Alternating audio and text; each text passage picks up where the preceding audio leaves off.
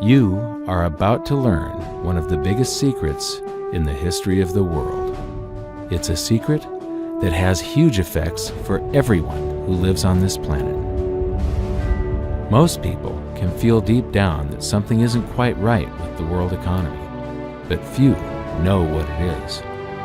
Gone are the days where a family can survive on just one paycheck. Every day it seems things are more and more out of control, yet only 1 in a million understand why.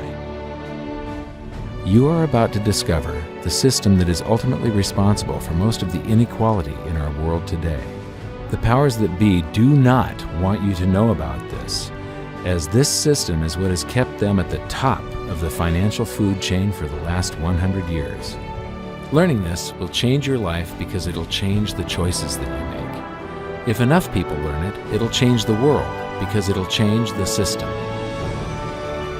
For this is the biggest hidden secret of money. Never in human history have so many been plundered by so few, and it's all accomplished through this, the biggest scam in the history of mankind.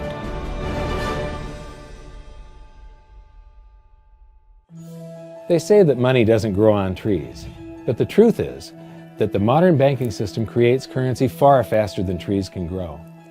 Most people don't have a clue how currency is created. Economists and bankers make it sound so complex that people think they can't understand it. But I'm going to strip our monetary system down to its essence so that you can see the scam behind the curtain and just how it affects you.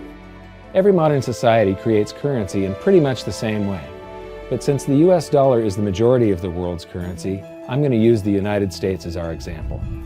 It all starts when some politician says, "Vote for me and I'll make sure the government provides you more free stuff than my opponent will." But there's no such thing as a free lunch.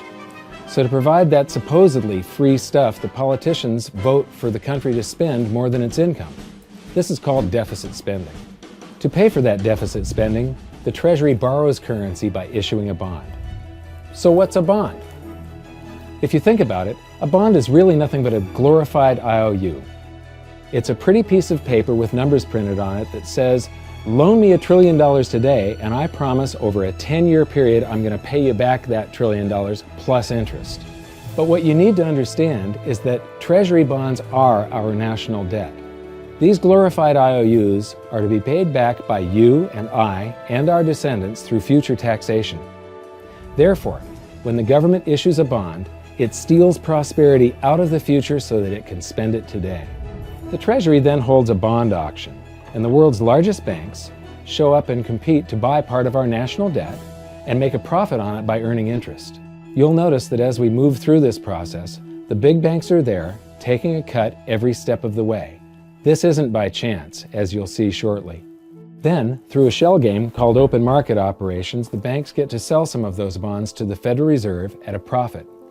To pay for the bonds, the Federal Reserve opens up its big old checkbook and writes bad, bogus, counterfeit checks that should bounce because they're drawn on an account that always has a zero balance. There isn't 1 penny in there.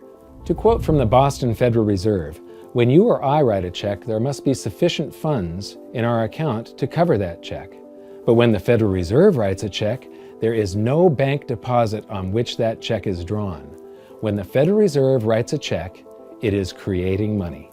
The Fed then hands those checks to the banks, and at this point, currency springs into existence. The banks then take that currency and buy more bonds at the next Treasury auction. But what is a check? A check is also an IOU. When you write a check, you're making a note that says, "Here's my IOU for cash. All you have to do is go to the bank and pick it up." Now, it's very, very important that you understand this process because we're going to come back later and show you the devastating effect this has on you. The Treasury issues IOUs, bonds. The banks then buy those IOUs with currency.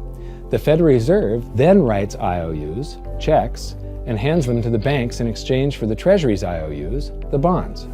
And currency is created. So what's really happening is the Federal Reserve and the Treasury are just swapping IOUs, using the banks as middlemen, and abracadabra, presto, currency magically springs into existence. This process repeats and repeats over and over again, enriching the banks and indebting the public by raising the national debt. The end result is that there's a buildup of bonds at the Federal Reserve and currency at the Treasury. This process is also where all paper currency comes from. The Federal Reserve and the government mistakenly call it base money because they didn't watch episode 1 of this series and they don't know the difference between money and currency. But I will correctly refer to it as base currency because it is not money. It is currency, and as we've learned, there is a big difference. Money has to be a store of value and maintain its purchasing power over long periods of time. We learned in episode 1 that earlier in our history, our paper currency was just a claim check. It was a representation for real money of intrinsic value, the gold and silver that was held on deposit at the Treasury. You could walk into any bank and slap your currency, like say a $20 bill, on the counter and redeem it for real money, a $20 gold piece. But now, this base currency that's piling up back here is really nothing but a receipt or a claim check on an IOU, that bond.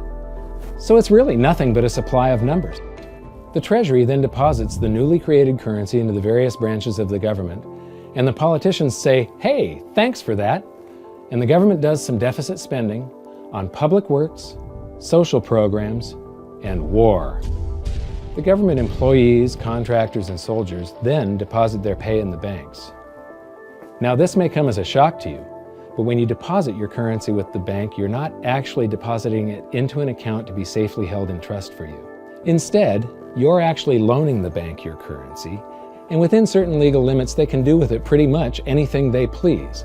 This includes gambling in the stock market and loaning it out, at a profit, of course. Now this is where the machine of currency creation really gets cranking, because this is where something called fractional reserve lending comes into play. Fractional reserve lending is exactly what it says. The banks are allowed to reserve only a fraction of your deposit and loan the rest out. Although reserve ratios may vary, I'm going to use a 10% reserve ratio as our example. If you deposit $100 in your account, the bank can legally take $90 of it and loan it out without telling you. The bank must hold $10 of your deposit in reserve just in case you want some of it. These reserves are called vault cash. But why does your bank account still say you have $100 if the bank has stolen $90 of it? Because the bank left IOUs it created, called bank credit, in its place. Now I know this sounds crazy, but here it is in black and white from the Fed. Commercial banks create checkbook money when they grant a loan simply by adding new deposit dollars in accounts on their books in exchange for a borrower's IOU. These are nothing but numbers that the banks type into their computers. And even though these bank credit IOU numbers are very different from base currency numbers, because they only exist in computers, they are still currency. So now there is $190 in existence. Now the reason people take out loans from the banks is to buy something.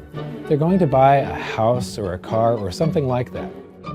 So the borrower takes the $90 that the bank loaned to him from your account and he pays the seller of the item.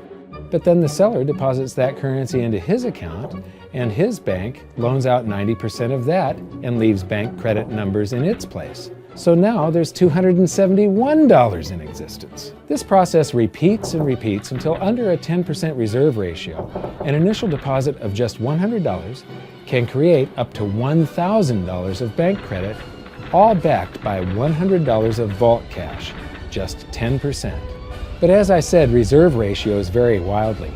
On some deposits, it's 10%, on others, it's 3%, and on some forms of deposits, reserve requirements are 0.